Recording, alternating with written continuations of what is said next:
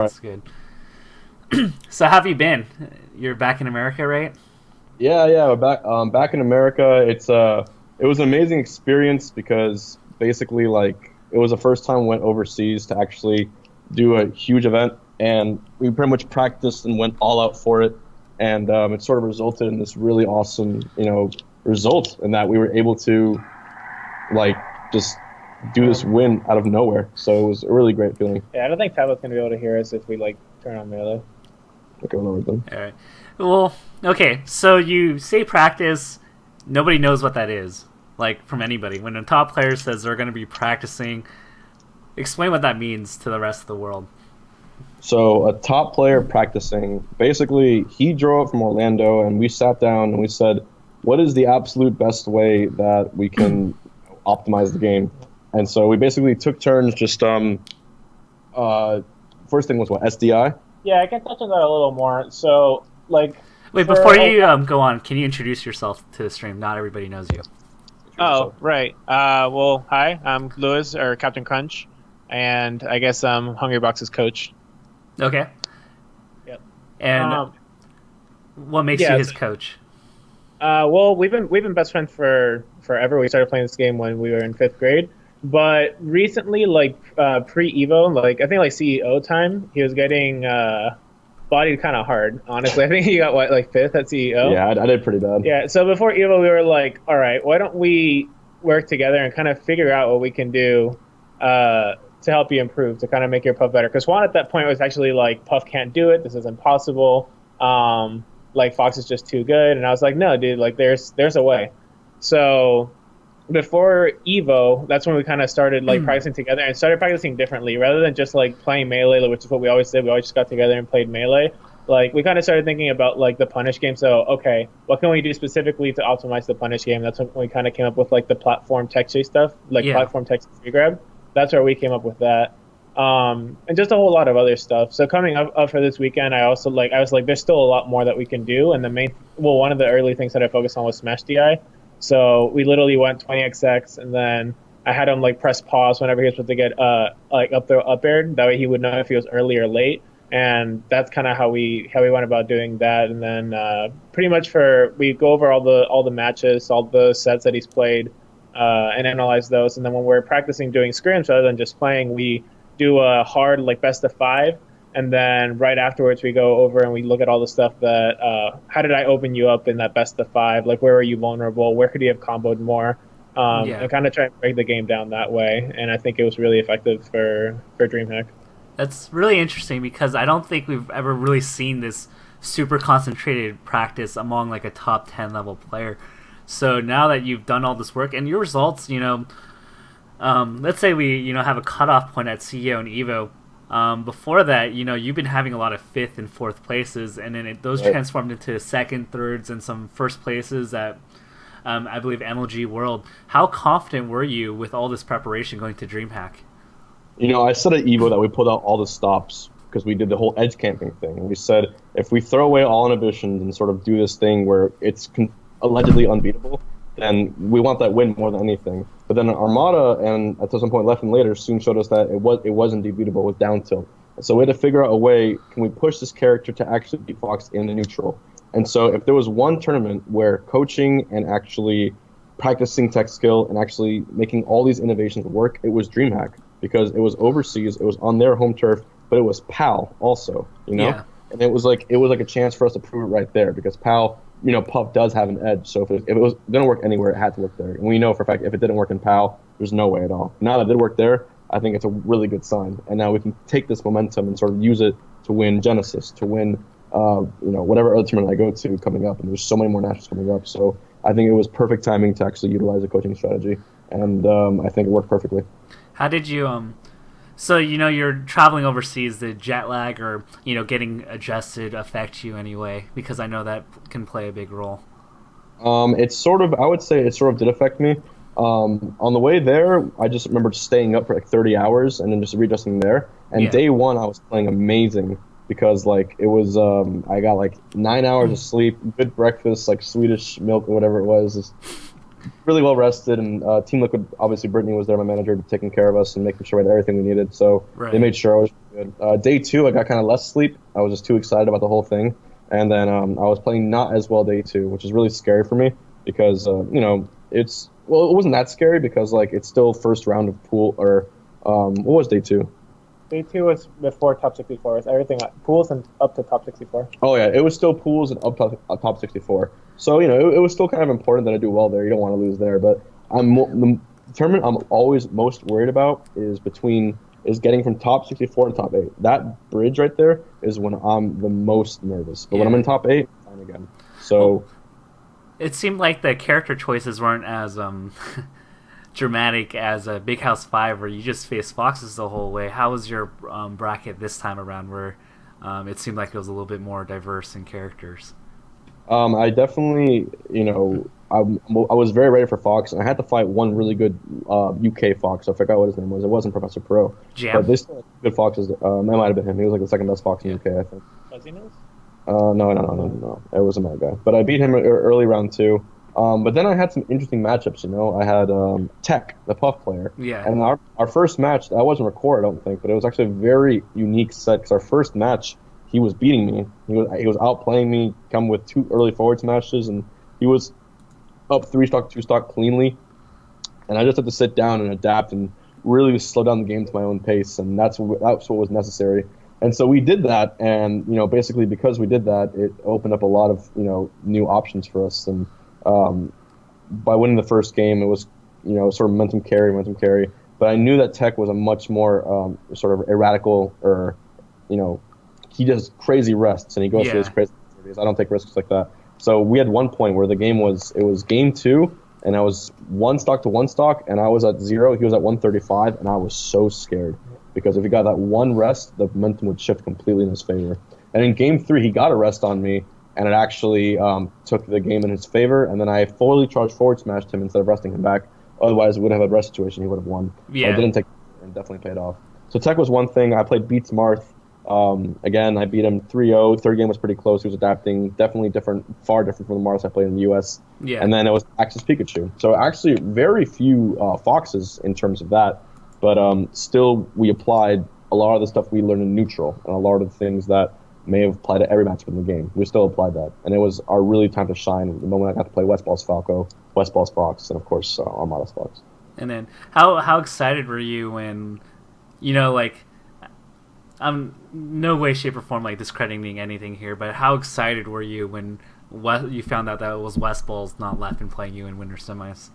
I mean, I looked at Lewis and I'm like, we got this. I'm like, we got this. We did it. And then, obviously, Leffen is no slouch. He's, one of the best at playing against me, him and Armada, I would say.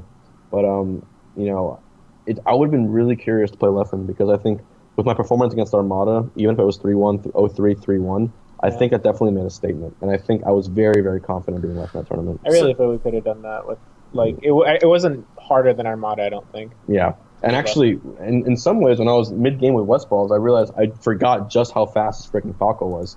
Yeah. It was kind of scary for a while, and I'm like, wow, maybe this is actually just as hard, if not harder, because we didn't do any Falco training. I had the Falco matchup in my head, so I just... Yeah, well, a lot of the punishes and edge guards still apply, but yeah, the neutral's a little bit different. He had some disgusting combos on you, like some of his rest punishes. He did up throw shine on one of the stocks to lead to the kills. Oh, yeah, and he up throw shine, so again, Yoshi's is a complete... clusterfuck in many senses. He had some really nutty combos on you. Yeah, but I'm just happy it went well for sure. Yeah, he got you slipping on that game 3. So it seems like it was a pretty straightforward bracket. You had a loss here and there, not too shabby. It seemed like it was a straightforward event. And then you get to winners finals. This is the final boss. I believe in a previous interview he's the guy. Armada is the guy that has this mental fortitude. You're gonna have to earn every stock from him.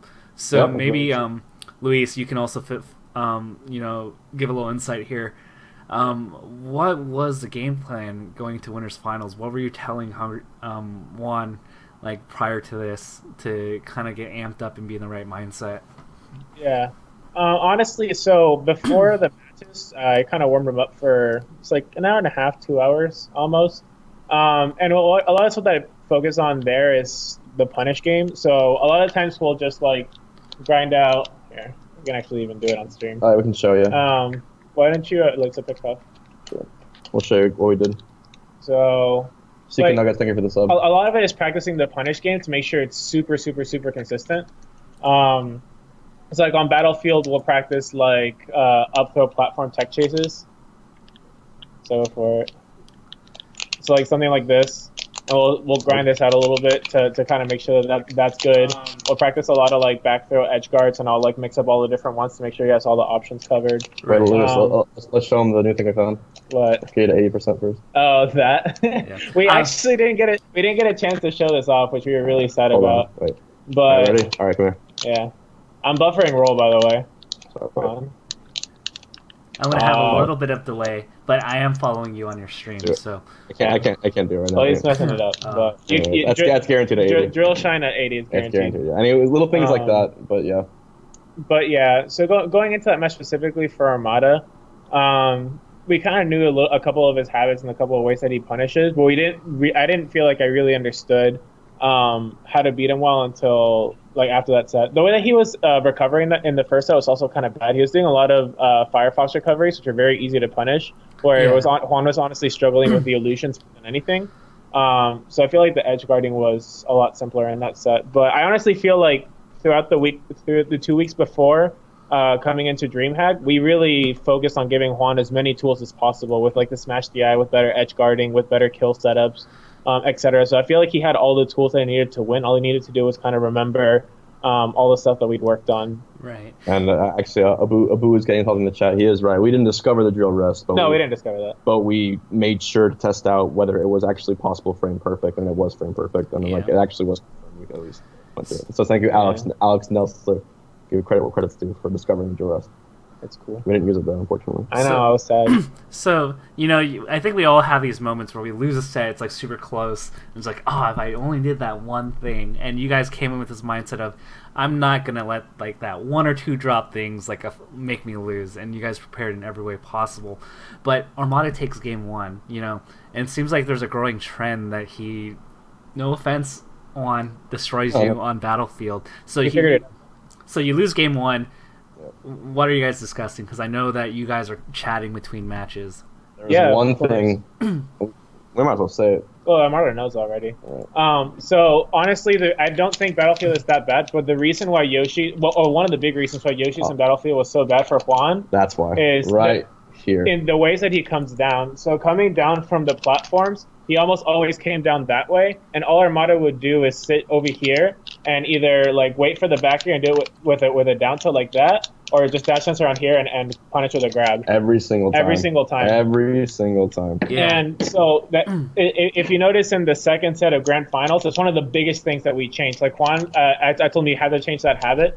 Actually, it was when we were discussing where to go for game one of the second set. Yeah. It was either between FD and Battlefield. We always banned. Well, no, Tafo sent it. You sent us that stage data, and I was. Yeah. We actually used that for one match. I actually asked the player. I forget who it was, but I asked him, "Would you want to go to Pokemon Stadium first game?" And he said no. He refused. I forget who it was though. Yeah, and because I trusted Pokemon Stadium, and I did really, really well. Pokemon Stadium, I don't think that bad of a stage. I brought that up to you at Big House, and had it not been for that rush shenanigan, I really do believe that Stadium. Every stage is Fox favorite, don't get me wrong, but I really did believe, even back at Big House, that Stadium was probably your third best stage. I agree so too. I think Dreamland by far is my best, regardless of the data. I think just on paper, Dreamland is just so good, especially on PAL. It's not even a contest, I don't think. And then FOD is still questionable. I think the top platform still doesn't quite work in your favor unless you make a few adjustments. But I hate FOD. I hate it so much. The side platforms are also kind of tricky because Fox can just kind of stand below. Yeah. And, spam rails and Puff being on it is really bad. So it makes it a lot more difficult for Puff to come down when she doesn't have a nice platform to land on, and I can just chill under the platforms of the spam aerials. So yeah, like I said, these are examples of things that once you sit down and actually just think about them, and you have someone who's able to see that, it's actually extremely helpful. It's like you're trimming fat instead of driving, with a half tank of gas. You're driving with a full tank, brand new engine, all that, because you have nothing holding you back now. You have nothing. I didn't pound almost at all because pound we just rationed it out. on paper, Pound does not give you the same benefits as the risk. It's like a high risk, low reward. High risk, low reward, yeah. So it's not, and it wasn't worth it, Yeah. and it definitely saved me some stock, I'm sure. So speaking of Pound, how surprised were you? You got an up throw into a Pound into a rest. How surprised were you that Armada missed that, and why did you go for it there? We actually practiced that. That's guaranteed if Armada DI's in. There was some weird shit though. Let me tell you.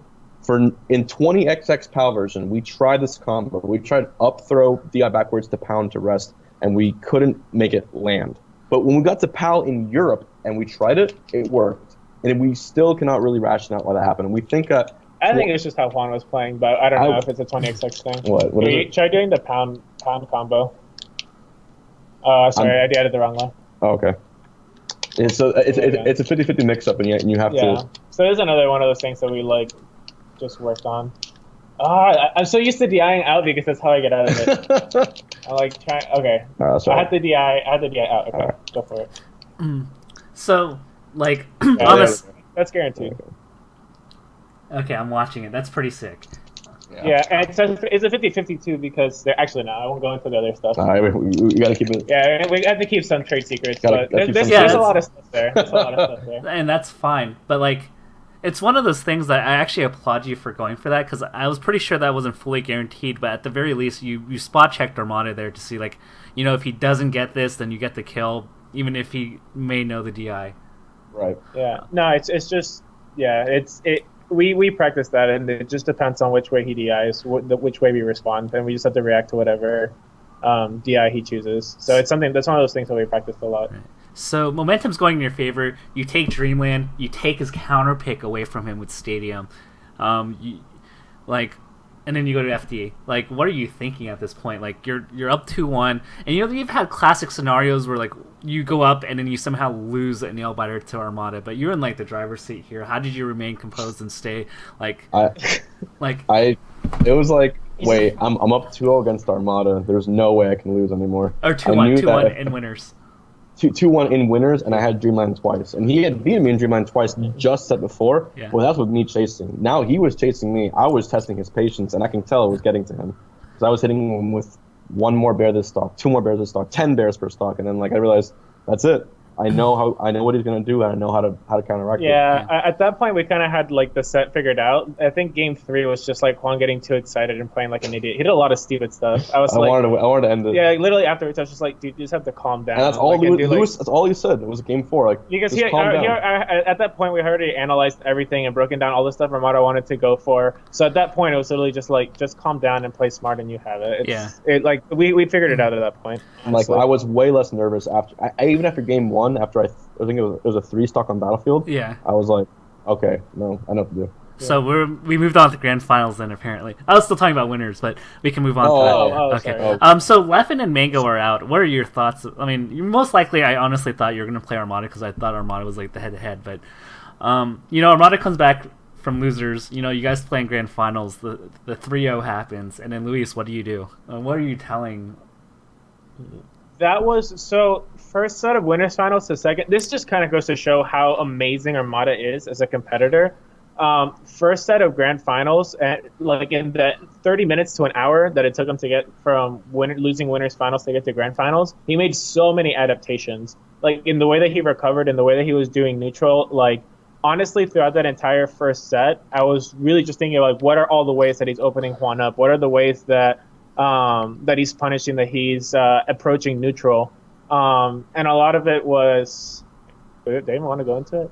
You don't have to go into all of it. You don't have to go into all of it. Just it's just there's a lot of stuff that we were figuring out, a lot of ways that Armada was approaching neutral. And by the end of the first set, I feel like I figured it out. I figured out all the ways that Armada was opening him up, and I felt like we were ready to tackle on the second set. If you notice the second set, that's when the quote-unquote air planking or whatever Armada wants to call it started happening.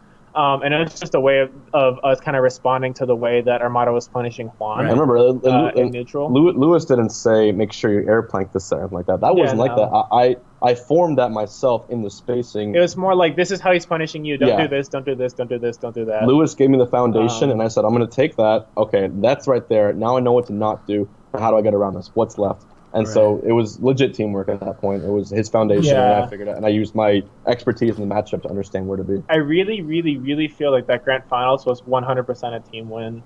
Yeah. It was honestly like really good. Because I feel like I had to figure out everything that Armada was doing within that set. So like, because Armada changes it up so quickly, he's really amazing. I love like having Armada as a competitor because he changes things up so fast.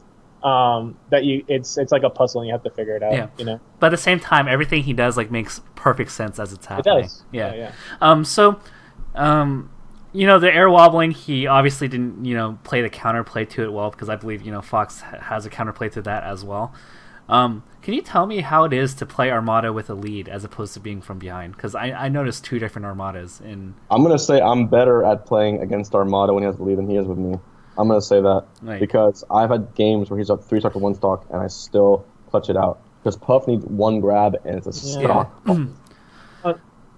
Honestly, like what a lead constitutes a lead with Puff is also different. I feel like if Fox is at 20% and Jigglypuff is at 80, that's actually even. Like Fox at like 80 doesn't have a lot of ways to kill Puff. The only things you have is like jab up smash or Randy up smash. Up throw up air doesn't really work at that percent anymore. And you can crouch cancel like half of Fox's stuff. So at that point, it's honestly pretty even. So all Puff needs to do is get 1 grab. And that's because you guys practice the SDI, right? Yeah, SDI it's not going to work. It's just not. So that's that's one of the few instances where I feel like Mango. Sorry to bring Mango up, but like Mango does a slight better job than Armada. Like if Mango's behind a couple stocks, you're still kind of scared. And I felt like once you got like more than a stock lead, like you were like in the driver's seat. And I just felt like there was no way that Armada could really catch up in any of those matches. Did you feel the same way? Yeah, what's funny is that against Mango, I feel the most confident when we're at equal stocks. Like when we're at 2 stock, that's when I feel the most confident because I know he's scared. He's not like when Mango's put pressures on him, he's on the line. That's when he goes into this crazy momentum mode where he doesn't mess up. When he's in the lead, he gets a little complacent, and I can sometimes bring it back. And I almost did a 4-stock comeback at get on my level because he got complacent. Right. But when it's even, I don't think he knows where to put himself. And it's like, do I go in? Do I wait? Do I camp with the people? Do I want me to do that? And I think it's sort of an internal struggle for him, and I just take advantage of that. And that's what I've been doing, and I finally have a positive record against Mango this year. I think 2-2. You guys are 2-2. But the first time I have an even record even. Yeah, for a while. So psychology is really important, and just like figuring out like what drives people, what tilts people, I think is something that I think you really evolved in 2015. Would you agree? Yeah, for sure. For sure. Actually like edge camping or whatever, it was half a mental like battle, honestly. And it worked against Mango. Yeah, the reason I didn't work against Armada is Armada had the mental fortitude to kind of resist. Because if you're down and you like, it feels bad to be down for an extended period of time, right? And to feel like you're just losing as time goes on. So it's really frustrating. And the whole point of that was just to kind of get people to tilt. But it doesn't work against Armada. Armada has like stronger like mental fortitude. Honestly. Like at EVO 2015. The 2 SDs, I still to this day and always believe that he would not have SD'd had I not gone to the ledge twice. I'm so certain that had a factor in it in terms of even doing slight mental tilt. And what I should have done is once he SD'd twice, gotten off the edge and fought him head to head because I realized that I was just staying on the ledge and I was getting nervous too. Yeah. And I could have probably won the match with the 4-stock had I gotten off the ledge. But, and then you gave him momentum back. Exactly.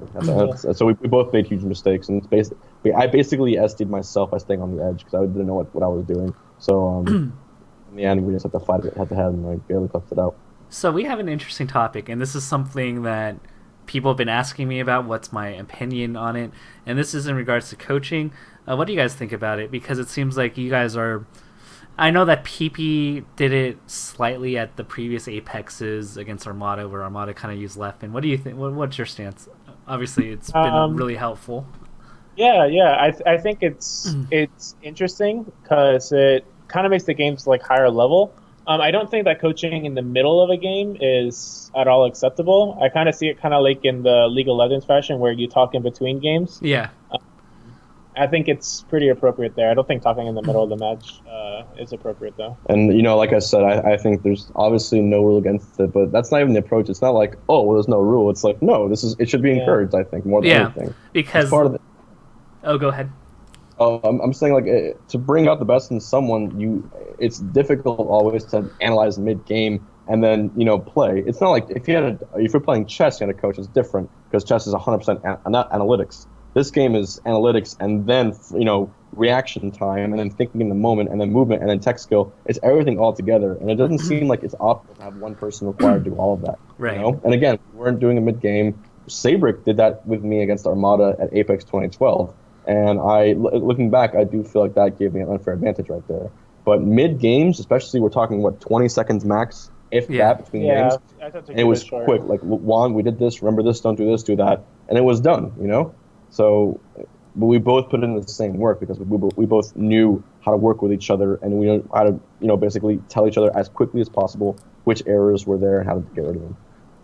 It seems like the viewers benefit because they get the higher level of play.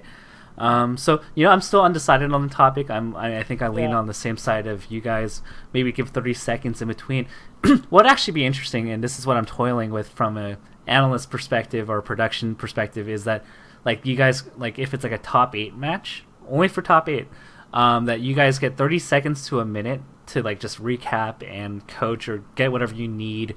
And then in the meantime, like the analysts can look over a replay or talk about adjustments to the Twitch audience, and I think that would be phenomenal. I have a view, and it's probably maybe you guys don't agree with it, but I think if hand warmers are allowed before a set, coaching is allowed between games for sure. I think hand warmers are basically reintegrating your muscles and your fingers to make things happen, and I think coaching between games is reintegrating your mind to go in between those matches. I think it's the exact same thing, just two different aspects of the game which matter both equally.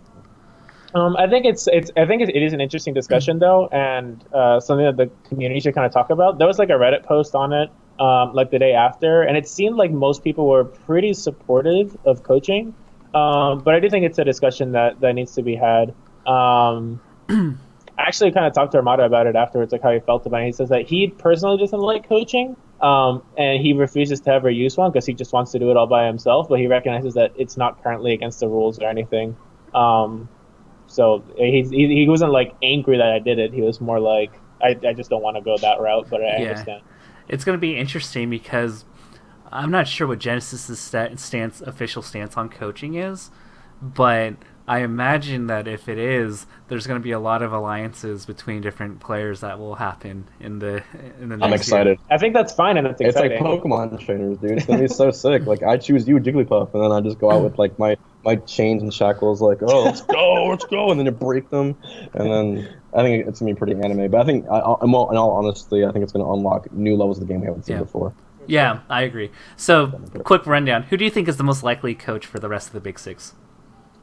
That's a good question, honestly, because obviously it has to be someone at least like a medium, like high level, like placement. Like I'm not yet at the very, very top level, but I'm, good enough to like get 33rd, at Dreamhack. Yeah.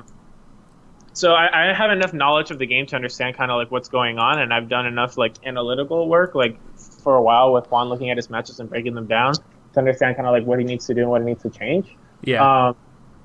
But yeah, I feel like a lot of it's like it's as long as you have someone that can think about the game in a way that they break it down analytically and they understand the game enough, I feel like it could work well. But there's a lot of aspects to it, honestly, and I'm also learning. There's like emotional aspects to it too, like kind of keeping the player in a good emotional place, etc. Yeah, because I remember Hugo back at Genesis 1, all he told Mango was just to calm down, relax, you got this. He didn't give him any analytical advice, and I feel like a lot of that is just all player may need. I told Lewis in between games, I told him at one point I was like, I don't need advice, just cheer me on, say something positive to me. And I can't believe, but that's what I need that. I'm like, please just give me some positive feedback because I need it right now. And it was so weird. Go ahead. Oh, sorry. No, that's all. But it was just like, it's crazy that I realized that I really needed that, and that's what helped me play better. There's like some sort of, I'm gonna butcher the statistic here or the psychological phenomena, but like if you're in a room and everybody else in the room disagrees with you, if you have one person that agrees with you, you are like 90% less likely to change your opinion. Yeah. Yes. Confirmation bias, I believe. Yeah. That might be, but I've heard that too as well. It's a really outstanding thing about that. So who do you think are the likely coaches, Juan, for the other big six? If everybody goes on the. I think Hugs is a big candidate. I think Hugs for Mango, or even in some ways, I consider Lewis to me as lucky as to Mango. Same friendship, friends since kids playing and all that. I think Lucky, because he knows Mango as a person, would probably know what to say, but they probably have a very different dynamic as well. So I could see Hugs, who's more of like or Alex, who's more like a big brother figure. Yeah. If PP did it, he would be God tier. He would literally be God tier coach if PP did it. PPMD, I think the way that PP thinks about the game and the way that he's improved is just like perfect for coaching, because PP, like you hear all those stories, right, where he like will go to like housing with like whoa. So he's like being. Hold on a second. Is that Blendtech? That's the other computer. Why don't you just shut off Skype on that computer? Give me a second. Alright, here we can say no here. Okay, sorry about that. No problem. But yeah, just the way that he kind of approaches it is like you hear the stories where he's in a room with a bunch of the other top players, and like he doesn't play at all. He just watches. Yeah. Right. He just tries to understand like the other people's patterns and stuff. And I see it in Tourney too. Like he'll play like some mid-level player, and it'll be close one stock, and then game two will just be a stomp, like 4 stocks. He adapts really quickly. Could you imagine PPMD coaching Armada? That would be really, really difficult to beat. We still got that. It would be so difficult to beat. We still got it. Yeah, but yeah, so it's kind of like M2K. Like there are a lot of people. Mewtwo King coaching. That's wrong. Don't do that. It wasn't optimal. I couldn't disagree more. You suck. You should have done forward air into another forward air downer. You didn't do that. You just did a forward smash. That's so bad. He'd be a mean coach. But yeah, just people that think about the game in an analytical way and like are about breaking it down and stuff, I feel like are good candidates for coaches, because that's just that's most of what you're doing is breaking down what's going on, finding out where your players getting opened up, and then finding ways to get around it.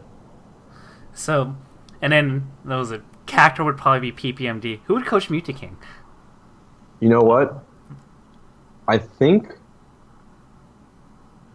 Yeah, Cactor is actually probably a good coach. Cactor is good for Dr. PP, but Mewtwo King, you have to imagine that he knows his combos more than anyone else. What he needs the most is a mental coach. And I'm thinking, it doesn't have to be a melee player. It could be like Zero or something. Yeah, that's what I was thinking. I was thinking like Zero because he doesn't need advice on the punishes. He's optimal. He just needs like a therapist to sit with him. It's like I mean what every player needs is a little bit different. Yeah. And that's another part of the coaching is figuring out maybe Sky Williams. What your player needs. And that's honestly a big shock to me, because I mean I kind of think of the game very logically, very analytically. But I didn't realize like how important like the emotional aspect is to doing well in the game as well, and that's something that I've kind of like been learning more about as I've been doing this as well. Well, of course, because like for me and you, Captain Crunch, like we're honestly not putting our heart and souls into it, but for like you to be like a big six member, you really have to have the drive and the blood, sweat, and tears to get to that point. Yeah. Just as it is for any really high octane competition, whether it's a sport or a marathon, like they're pouring their hearts into everything. Yeah.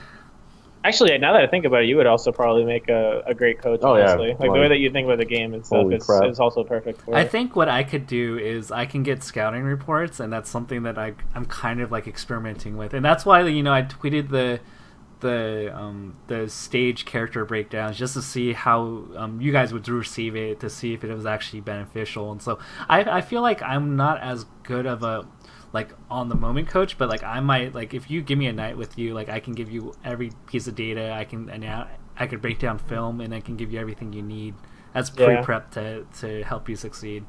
It's an insanely useful. I would always take like the data with a grain of salt too, though, or just make sure to. I would always explain it. Yeah, like the thing with Battlefield too, it's like, yes, you're right, we lost mostly on that stage, but that's not like definitive to say like, oh, this stage is terrible. It's just like, oh, maybe the strategy that we're using on that stage is suboptimal, and that is what I believe to be the case. Because set 2 grand finals, when we changed up the strategy, was like what, 2 stock, 3 stock on Battlefield. I think it was the 3 stock. Yeah. Well, it points to something needs to change, right? Yeah, that's true. It does tell you that something needs to change, but not necessarily your stage choice or whatever. Yeah. So that's just something to throw out there for people that take stats. So sometimes people take statistics like to be like, I don't know, the gospel or something. Oh yeah. And you have to take everything with a grain of salt, I think. Yeah. Every last. So I don't have any, more questions. I think this was like really insightful. Like I haven't really personally, I haven't really met you before, right, Luis? So it's really nice to get your insight. I'm really big into, coaching, analytics. So this has like been a really insightful thing. So I just really thank you for having me. Is there anything you'd like to add as a closing thought? Are you going to take the rest of the year off? What are you going to be doing before Genesis with the 5 to 6 week break? I wanted to take a little break, but as you can see, like right back at it playing Melee. We just like this game way too much. Forte is a maybe. It might be like a last ditch effort thing. Not sure if Lewis is gonna go. I don't know, but I know that you'll be seeing a lot more of this guy, especially in the 2016. He's gonna be with me. I'm gonna make sure he's with me for basically every national of 2016 because I am not gonna make beating me any easier at all. And he's also going to enter singles because he's a ranked player from Central Florida, Captain Crunch. Right. And this was his very first out of country performance, I think.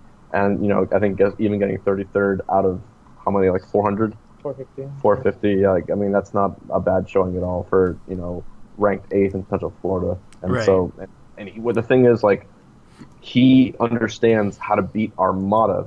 The thing is like I just simply knew my character better, I suppose, and knew how to control my character. Whatever variable it is that makes me. You're cleaner. I'm clean. Sure. Yeah, you're cleaner. Like your punish game is cleaner. Like it's just cleaner. I mean, I feel like moving forward, I understand what I need to do. Like taking all the stuff that I've applied and I've taken to improve Juan, I can also take and improve myself. And so that's kind of my plan moving forward. Is like he's probably gonna want to take a little break too, but he's also willing to like help me out. So I can kind of use the same techniques, like training tools that we developed that worked for this, and kind of apply it to myself. Because I'm also, on my way up, trying to grind to get better. Right. So yeah, so that's what we plan on doing. Yeah, and we once again got that big old check, and it was. But it's the next step. I think is momentum. It's the important thing. We're going into Genesis 1 as the Melee champions currently. We have the belt currently, so to speak, and so we have to use it to our advantage. And as he said earlier, the worst time to get comfortable, complacent is when you're victorious. You have to just completely keep working at it. This is the part where it's the most dangerous because it's like, oh, you're off a big win. Like you can like most people, it's like, oh, I feel good, I can relax. I think it's like it's the opposite way. Like right now, we're like we have to. Go harder than ever. Because I think getting to the top is easier than staying at the top. Yeah, because now you have a target, right?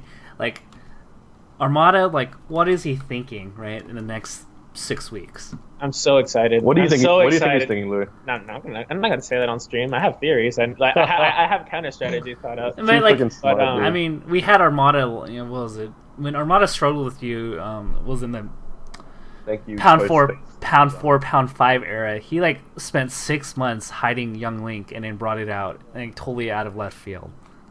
I have to say that I adore Armada as a competitor. I think he's just so amazing, and he adapts so quickly. It's just cool. Like when we fought him in grand finals, that was so cool. In an hour, he changed so much of his strategy, and it was amazing. And it was like I really respect him as a player, and it really excites me to go and get the challenge again to try and figure him out. And develop the meta and develop counterplay to what he's doing. So it's like whenever we throw something new at him, he's always the one that fights back. When we did the edge camping at Evo, he's the one who figured it out, and like we have to figure out something else. So he's almost always the guy that figures us out, and that we have to then figure out in return. So he's just really fun to fight, honestly. Yeah. What are your goals for 2016? Me? Yeah. Number 1 on your ranking. Number 1 on your ranking. Well, I think you make great strides towards that. I would be absolutely crushed if you got anything less than 3. What are you saying for this year or next year? For this year. Yeah. I mean, I'm gonna. You know what's funny, Tafo, is that everyone so I was like, "Damn it, Tafo, this list sucks" and all that, and it's like. Guys, it's not Tafo. He's just giving us the medium to do it. It's all people who voted. Yeah. Now, the reason I'm pretty sure there's why there's still a chance of me being ranked 4th this year. I don't think so. No. You know why? 2013, or what was the year that I beat PP? I had a winning record in Mewtwo King. I just beat Mango at NCR. That was 2013, right? Let me look. I believe that was. And I won. That was like a stats spreadsheet. Oh yeah, like all I the got tournaments. second at Zenith. I won NCR. I won TFC, and they still put me fifth. Yeah. NCR. Yeah, that was 2013. Yeah. And so I'm just saying, like, that was also a case where, like, there was no way I was less than third by any form of looking at the data, but it was just the bias that was there. So, I mean, I think the bias is on our side, though, because we have the recency bias. That's yeah, true. the recency bias is huge. Like, shouts to Kalamazoo for being the biggest benefactor last year. Dude, Kalamazoo, holy shit. And now Duck this year, I'm certain. Yeah, Doug is going to get huge recency bias. So, you know what? We take those. Are you guys gonna plant a mole or like somehow poison Prince Abu's food going to Genesis weekend? I'm just kidding. You guys wouldn't do that, but I'm honestly not too here to worried research about... so I can go tell Armada, Abu, you No, piece of shit. I think it's fine. You're lucky that I you're mean, my I think colleague. Armada's brilliant. He like already figures all this stuff out on his own. So I'm not too worried about that. Abu, I'm sure, is really good for warming them up and stuff, and that's important as well. But I think strategy-wise, Armada is the one that's going to end up figuring out most stuff anyway. Right. So I'm totally out. Last shout-outs to anything? Shout out to this guy. I have shout-outs for Team Liquid, actually. They're the ones that flew me out to be Juan's coach, and they really did a good job of making me feel like a part of the team, and like, you know, they took me everywhere with them. So they treated me really, really well. So I have to give huge shout outs to Team Liquid. Oh, was Steve there? They're amazing. They were. Steve was not there, but like Victor and everyone else was there. Victor was there. Robin was there. Yeah. So they honestly, best team I could ever be part of. They're amazing. Phenomenal team. Like Brittany, Gino the cat is just amazing. Like support. Like she's there whenever we need anything. Like Red Bull, water, like whatever we need. Like she takes donuts. Yeah. She plans our whole schedule and flight. So she takes care of everything. So they're just Team Liquid is just super, super awesome. It's like the true esports experience, you know, and obviously Liquid Crunch would be something incredible. I'd be so happy, dude. Budgets are budgets, but you never know. A person can dream. But wait, how can you crunch Liquid? Actually, I had at Evo they had a Captain Crunch like alcoholic like what's the blend, like smoothie type thing. It was delicious. There you go. So it's very possible. Very possible. How can a box be hungry, Tafo? You ever thought about that? That kind of doesn't make any sense at all. How can a Tafo? Ooh. Anyway. Okay, touche, mates. Alrighty. Well, have a good rest of the night. It's already like almost 9 o'clock there. I always forget the time difference. Yeah. All right. It's almost my bedtime. I'm an old man. Yeah, that chemical engineering life. So, congrats on your win. Now you have a PC Chris check, and I'm really happy for you. Holding it as we speak right now. One last thing for the camera. Oh, this thing is enormous. Lugging this thing to the airport was like the most annoying thing in the world. It's pretty cool. It's upside down. So, it's 100%. No, it's not. Is it? Yeah, it's upside down. I'm gonna pretend it's not upside down, but